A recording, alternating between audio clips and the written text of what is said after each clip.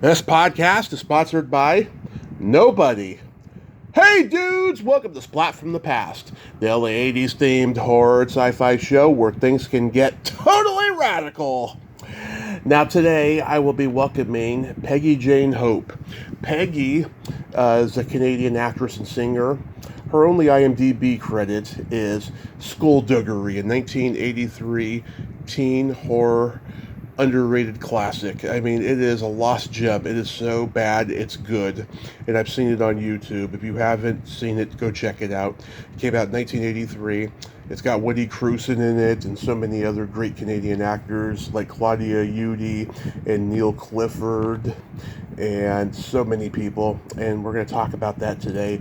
We're going to talk about her music. Go check out, there's some videos of her on YouTube singing Tom Waits songs. She's got a great voice, a better voice than Tom Waits. I can tell you that for sure. And it's going to be a great conversation today. We've been talking on and off on Facebook in the last week, and she seems like such a sweet Canadian lady. So I'm looking forward to this conversation. Also, too, I need to address a little flubber from my conversation yesterday with Darla Ray. She mentioned PJ Souls was in Hometown USA with her, and we are both stand corrected. I was so rusty from the weekend, I kept thinking of Skate Town USA. But then again, PJ was not in that movie either. Then I went on IMDb and found out that PJ, well, she was not in Skate Town or Hometown. She was in Soggy Bottom USA, which I already knew.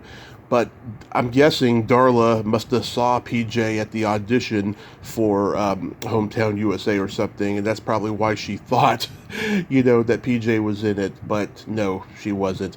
The people I've talked to from Hometown USA are like Sally Kirkland and Maida Belove, but that's about it. So yeah, here is my interview with Peggy Jane Hope.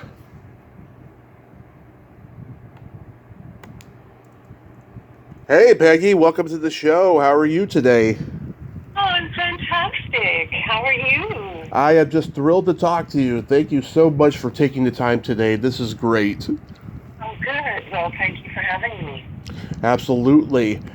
So, going back in time, did you gravitate toward acting and music early on in your childhood? Always. I knew I needed to be an actor. I remember going to rehearsal with my mother who did makeup. And I remember the first time I smelled the grease paint, literally, and heard the read through, I needed to be an actor. And I was about 4 years old at that point. So then that's all I wanted to do my whole life. And I went to Ryerson Theatre School in Toronto, here in Toronto, and then later on I got my master's in theatre performance. So I've been an actor for many, many years. Did you get involved in school plays and community theater and all of that? Absolutely. I was in every school play. In fact, I was so bad at math that my high school guidance counselor allowed me to drop math in grade 9 and go into the advanced drama group. I was in an advanced group, a grade 11 class in grade 9. He just understood that I was hopeless. I was never going to be an accountant and that I was an actor. And so he allowed me to do that. Thank goodness. His name was Mr. Hall. Yeah. Who did you listen to musically growing up? A lot of Julie Andrews, Barbra Streisand, Bette Midler. I was into jazz too at the time. And later on in life, I sang in jazz clubs. I'm also a singer. Yeah. But the Beatles are my absolute gods of music. All 4 of them. Do you remember the first album you ever bought with your own money? Let It Be. Let It Be? Absolutely. Love it. Got Abbey Road, and then I got all the rest of them. My brother was 10 years older than me. So he was 12 at the height of Beatlemania, and so I insisted. I remember throwing a tantrum to get the 45 of She Loves You. So he got the 45, which I still have. Yeah, I'm happy to see Paul McCartney's out and about, and Ringo Starr is still out and about. I wrote a song called John Lennon at one point. I was pretty nice. with John Lennon. My nephew just saw Ringo a couple weeks ago. Fantastic! I'd love to see Ringo. Yep, the all-star band. Edgar Winter was there, Steve Lukather from Toto. It was a great show, he said. That's fantastic. Oh, good for him. I saw Paul once a few years ago here in Toronto, and it was incredible. Oh, yeah. He's a showman, that guy. Mm-hmm. Do you remember the first concert you ever attended? My first concert actually was of Dan Hill, who was a singer-songwriter. Yeah. Who lives here in Toronto, sometimes when we touch. That was the first live concert I went to at Massey Hall, and then I saw ELO, Yeah. Meatloaf, at the CNE Grandstand. So that was pretty amazing, because Meatloaf that summer was really big. Bat Out of Hell was fantastic, and really big deal that summer. That's so awesome. Yeah, I love all the Canadian rock bands. You know, I'm a big fan of the Guess Who, April Wine, Rush, Triumph, Chili Whack in the early years. Oh my gosh. Moxie. Some of those guys came to my high school. Yeah. Play the Friday night dances. Seriously. That's great. Yeah. I love all those bands. They're so awesome. They're so talented, the Canadians. I saw the Guess Who in 2009. Only the original drummer remained. It was more like a cover band. Guess Who was fantastic. And of course, we have Joni Mitchell and they're us as well. Yeah. I dated an American at one point, and he didn't know that Joni Mitchell was Canadian. Yeah. I think a lot of people didn't. So after high school, did you attend college? So then I went to Ryerson and studied theater. Ryerson is a school, it's now a university. It's called Toronto Metropolitan University now, but at the time it was Ryerson Theater School. So I attended Ryerson, and after a year I went out and got an agent and got my actor and equity card, union college, and then Skullduggery was one of my first films. That was a long time ago. You probably know the year better than I do. It came out in 1983. Yeah, that's what I thought. Yes, okay. Right. When you were in college, did you have any classmates we would know that went on to become, Canadian actors and stuff? Actually, yes. David Elliott was in my class. Uh-huh. From JAG. Yep. Let me see, David Elliott. There's quite a few that have stayed in Canada. Barclay Hope, who is quite well known. But a lot of them stayed in Canada. David went to the States, and I remember that it was quite a thing for him to go down there and get his green card. In those days, it was very, very difficult. I mean, it still is. You have to marry an American. And you know what? The crazy thing is that I wanted my green card so badly all through theater school and in my younger days as an actor, that I married an American, and he was a jazz musician. We were married for 30 years, and for some reason, I never went and got the green card. And now we're divorced, and now I'm thinking, darn, I wish I had that green card, because I've moved to California. It's freezing up here today, by the way. Where are you? What's the weather like? Oh, here I'm in Modesto, California. It's hot right now. Oh, we're freezing up here today. I know. Good for you. You're so lucky. I love California. My absolute favorite place. I spent a lot of time in Big Sur. Nice. Paradise. Yes. It can be. So how do you get cast in Skullduggery? My agent sent me out. The casting director, her name is Karen Hazard. She's quite a well-known casting director here in Toronto, and it's kind of a joke because in the cast they wanted a dark-haired flamenco dancer, dark-skinned and good dark-haired, and so I went to the audition anyway. And the director just really loved me, and Karen Hazard she couldn't believe it. She's like, okay, you don't look any more like this part than I do. We're both blonde, very light skinned, but I got the part. And he wanted me to dance. I was a dancer as well, so he wanted me to dance flamenco. And so I studied, when I got cast, I studied flamenco dancing for a few weeks before the shoot. So that was kind of fun, and I loved that. Yeah, what did you think of the script? When did I get the script? Yeah, what did you think of it? Did you think, oh my God, this is horrible? No, I thought it was fun. I was excited. I was a young actor. My first movie, I wasn't even out of theater school, so I thought it was fun and exciting. I remember having to be on the set really early in the morning, dark out. And I walked in, it was shot at Upper Canada College in Toronto. Yeah. North of St. Clair.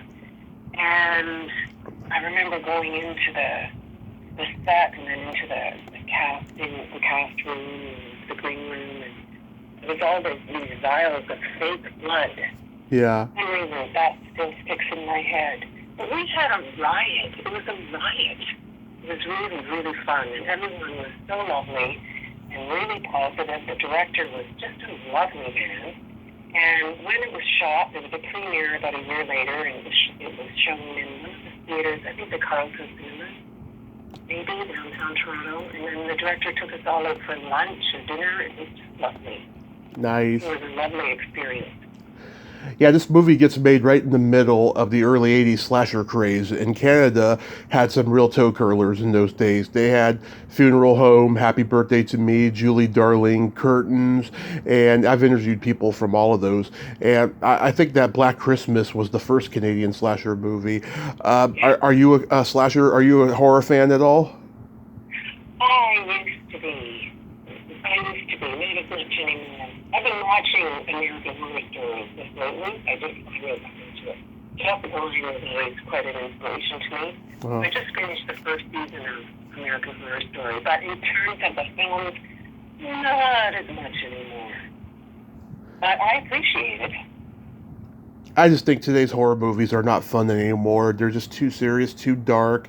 There's overacting in them. I don't get into a horror movie now like I used to. That's why I love the classics, and I want to archive, classics like these, This is fantastic. I'm so happy you're doing this. Yeah. Wonderful. I can't believe you found me. Yeah, I hear that every day, by the way. What's that? What did you say? I hear that every day from people. Yeah, you're good. You're good, man. I can't believe it. It's been a long time, and it wasn't like a big box office dream. Well, it must be where a lot of people recognize it really good. Yeah. What are your memories on set other than the dancing? Well, I do remember the fake blood. I remember running around and having so much fun. Like, we just had so much fun with every shot because it was so outrageous. Yeah. The whole thing was so ridiculous that we laughed, like, all the time. And I remember the cast was really lovely, and we had food brought in, and it was just a lovely experience. A lot of laughing because the whole thing was ridiculous. Ridiculous. I was a flamenco dancer. Yeah. The whole thing was so fun. That's also what I remember. And the fake blood and a lot of crazy costumes. Yeah. And there's all these great Canadian actors in it that were in other things, like Tom Haverstock, the lead who plays Adam. I remember him from Terror Train with Jamie Lee Curtis a couple of years before that. And Wendy Crewson, that was like an early role for her. Now she's in lots of stuff. Wendy Crewson, I used to be at so many auditions with her. She's lovely, actually. Yeah. Very lovely person. Yeah, that was great for me, being a young actor. And getting cast with Wendy at the time. That was a really great opportunity. And she's a really lovely person. And yes, she did really well with it. Do you remember anything about Claudia Udy? I don't. Tell me about Claudia.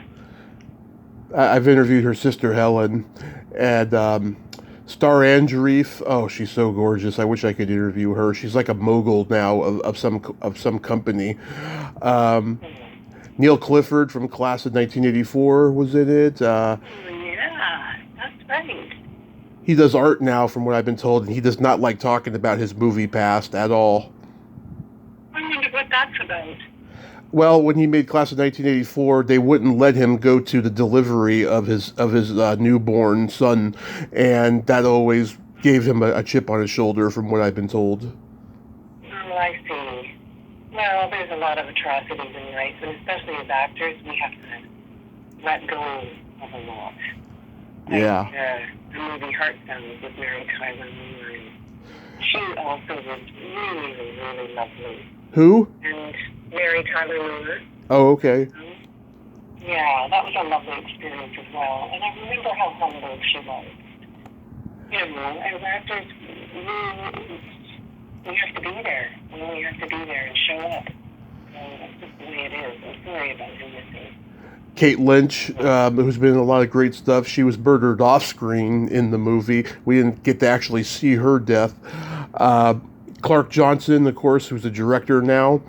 Dwayne McClane, who I talked to, he was a stuntman and stuff. And Tanya Williams was in it. I've interviewed her. Lovely lady. Fantastic. And Clark Johnson has really done well as well. That's Betsy Johnson. Yeah. Sister or brother, right? Yeah, Clark. Oh, Clark Johnson? Yeah. Well. Do you have any favorite kills in the movie?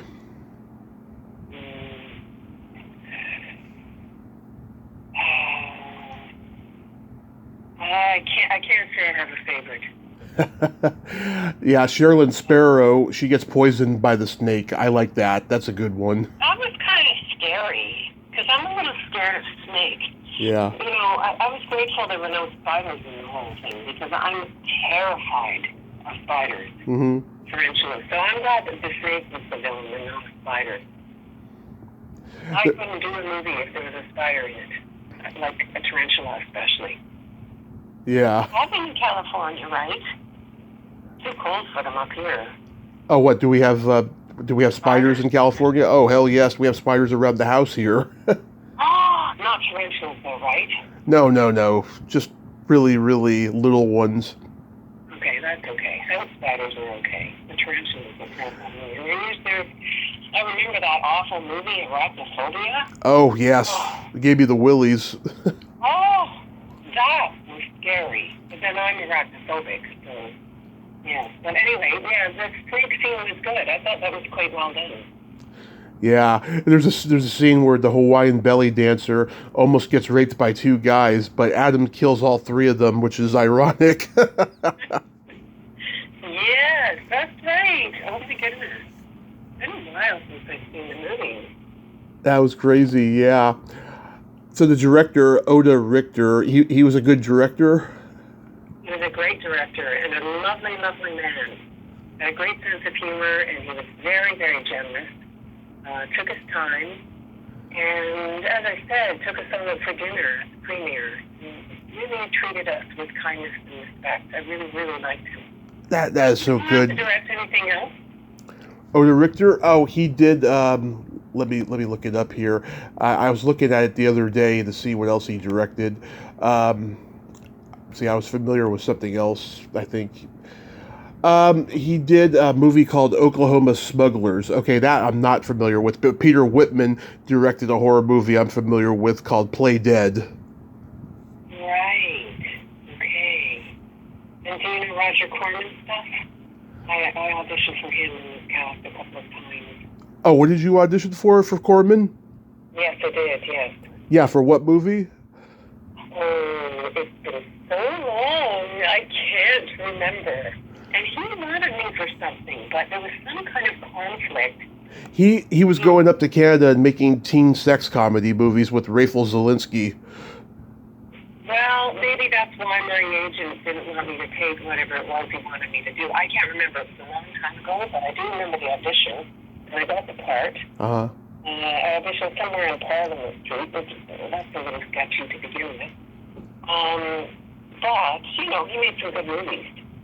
Oh, of course. Horror movies, yes. One of my favorites. Yeah, I love Corman movies. Mm. Also, too, Skullduggery was also the name of a Burt Reynolds Western.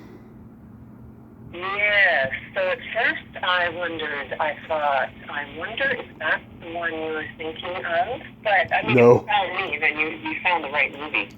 And I wasn't in that one. Oh, no, I know the difference. Fantastic. You're doing some great work. Thank you. You know what's funny about this movie is the opening theme reminds me of a '60s campy secret agent or superhero movie, like Batman or Modesty Blaze. That's fantastic. I love that. Yeah, it's pretty funny. Pretty, Yeah, it's pretty funny. Did you guys have a screening? we did. We had a screening. I believe it was at the Carlton Cinemas right downtown at Yonge and Carlton. And then we had a lovely dinner after. It was fantastic. The whole thing was really a lovely experience. And studying flamenco dancing for me was really fun to prepare. And the dark wig, that was funny. Yeah. To have the dark wig on. I mean, I'm very, very blonde. And the casting director, she laughed about it for years that I got cast. I'm trying to remember. Did you get massaged in this? I didn't.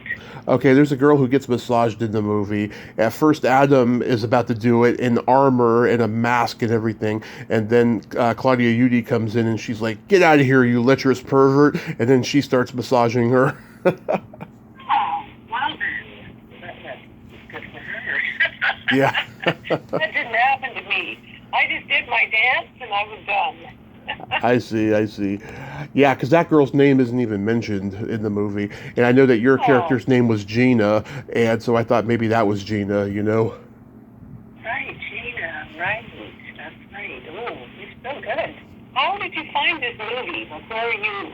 During the pandemic, I saw a lot of obscure horror movies on YouTube that I never even knew existed, and this was one of them. And so I've had you know, all these movies on my list to reach out to people for since then, and I'm like, wow. I mean, even a cinephile like me, an old horror movie buff like me, didn't even know these ones existed. You know, it's crazy. It is crazy. I was shocked when I got the message from you. Yeah. So COVID was good for some things. Yes, it is. And I hate to say that. I really do. So you mentioned the Corman audition. Was there anything else you did? Because IMDb is never accurate. I'm not sure what's on that. I've never Googled myself. I did Heartsounds and I did a lot of commercial work. But mostly I was doing live theater because I'm an actor, singer, dancer. Right. Most of my career was in the theater. You were in Heartsounds with James Garner? Yes, I was. Oh, who'd you play in that? I was just a dancer. I had to do a pretty expensive jazz dance part in Kovac, I believe. But I was on set for a couple of days, so I was able to, you know, hang out with Mary Tyler Moore and James Garner, and he was the most lovely, humble, sweetest man. I mean, I watched him for years as a kid. Oh, yeah. In what was the name of that show? Gunsmoke? Maverick? Maverick, yes. Yes, and he was so lovely. It was quite amazing for me to be on the spot with him. My dad and I, we watched Maverick and Rockford Files when I was a kid. He's a big James Garner fan, and I tried getting his daughter on here. She doesn't want to do any more interviews, she said, unfortunately. Oh, that's too bad. Oh, it's happened to a lot of people, unfortunately. Really? Oh, okay. I'm curious, did you record any albums and tour? I toured quite a lot. I sang in the jazz clubs for many years. And my ex-husband, he was big in the jazz scene. David Restivo, he's a jazz piano player, Canadian. But he's at the top of this field here, so we toured a lot and did a lot of clubs. But I never did. I had a baby.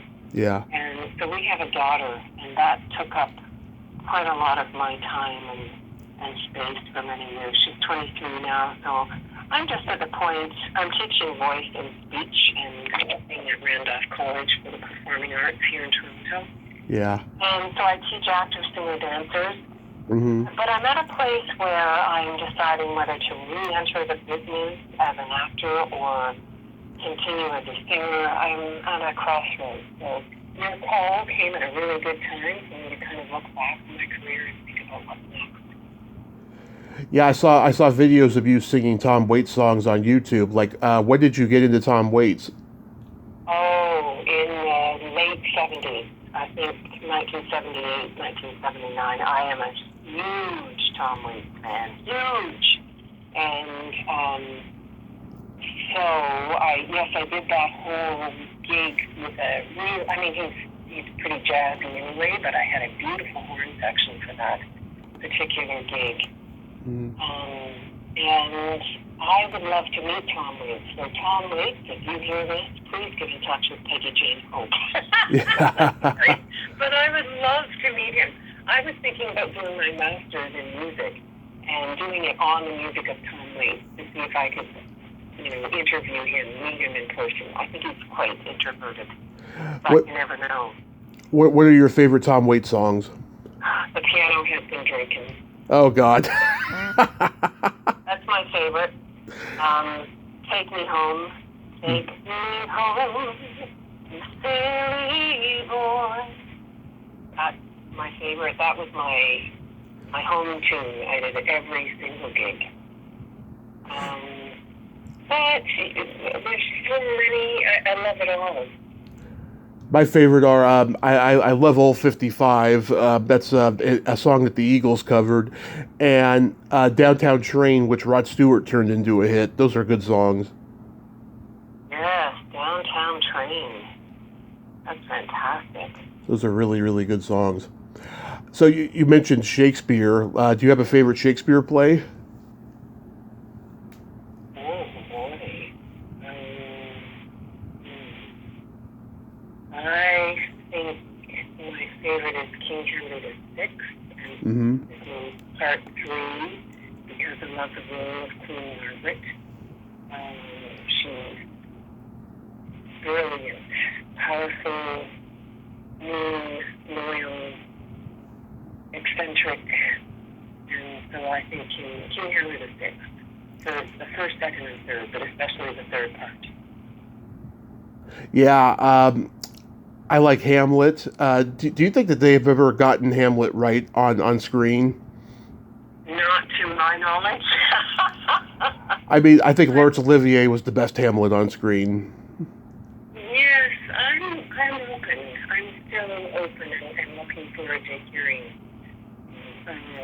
I was voice coach for a Hamlet that took place at the Ryerson Theatre School 3 years ago. I love the Hamlet that they did, but of course that wasn't filmed. Yeah, Kenneth Branagh, I think he did a decent job. Do you get a satisfaction teaching that you don't get when you're actually performing? It's very inspiring, actually, to see the journey of students. I teach a lot of students who are terrified of Shakespeare, so I try to make it fun and easy and take the mystery out of it. So we break it down and then, we just break it down to one word, and then I have them whisper a line, then I have them dance a line. So it's pretty rewarding, I have to say, to watch how the students transform and evolve and move into the language and bring it to life. It's pretty amazing. Yeah. I miss live theater. I miss theater and I miss acting. So I'm very grateful to you for reaching out to me, because it's really making me remember who I am. And I'm grateful for that.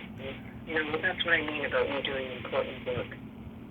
Yes, now it's time to play my secret silly game. This is a series of silly slumber party questions. No win or lose, it's just pure fun. And how the game works is I ask you the question, you answer it, and then you ask me that question. And then feel free to comment on the answers because they might be funny. Okay. Tell me again, what do I do?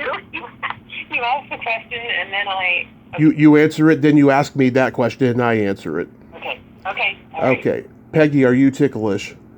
Yes. Are you ticklish? Oh, yes. If you tickled me without warning, though, I might hit you in the groin. Well, then. Okay. Is your belly button an innie or an outie? It's an innie. What's yours? It's also an innie. Okay. What color are your toenails painted? They're just nude right at the moment. I'm into nude. Oh, natural. What color are yours painted? Also all natural. Last time I had them painted, they were purple lavender. Oh, beautiful. Mine were pink. Yeah, I like to go elaborate. What would you say is your best personality trait? I'm warm. Mm-hmm. Open and warm and inviting. Love it. What's yours? I have empathy and I have no filter. Okay, well that's great. Yes. No filter. Yes, he said I could swear. Fuck yeah.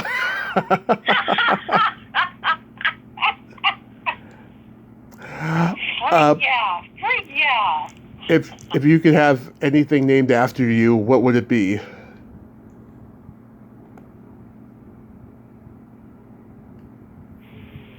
A song. Okay. And for me? Or a drink. For you, what would yours be? What would your thing be that you'd like to be named after? Get ready for this. A vibrator. Oh, well then, good for you. Yes, So the top. Does a man use a vibrator? I guess they would. The Tommy Chatsy. and then my favorite question is: there a stinky smell that just makes you gag? Skunk/weed. Oh yeah. And what's yours? Farts and feet. Oh dear, yes. Ooh, I agree. But I actually hate the smell of weed. Really, really. It makes me feel like I'm gonna vomit. I just like smoking it. I don't like the smell of it. Can you get it where it doesn't smell like skunks? I don't think you can get it in another smell. I think it'll always just smell like that. Well, that's why I don't smoke weed. I can't stand the smell of it. But I'm also a voice teacher, so Right. we won't get into that. Yeah. Peggy, you are so gorgeous. Thank you so much for coming on today and having this fun little talk here. Thank you very, very much, darling. Thank you so much. And by all means, be in touch again, and I wish you the very, very best of luck. You too. Have yourself a great day and be safe out there and don't be too freezing cold. Oh, well, I'll let you know if I'm moving to California, because that's an aim of mine. Okay. Southern California. I don't want to be where it snows. Okay. Okay, thanks, sweetheart. Have a great day. Bye-bye. Bye. Well, there you have it. Peggy Jane Hope. Ain't she a sweetheart? Oh, what a great lady, huh? Wonderfully eccentric and just a lot of fun. I'm so glad I got to talk with her today. Well, until next time, this is Tommy Throwback Kovac saying there's no shame in living in the past because the present sucks. Later, dudes.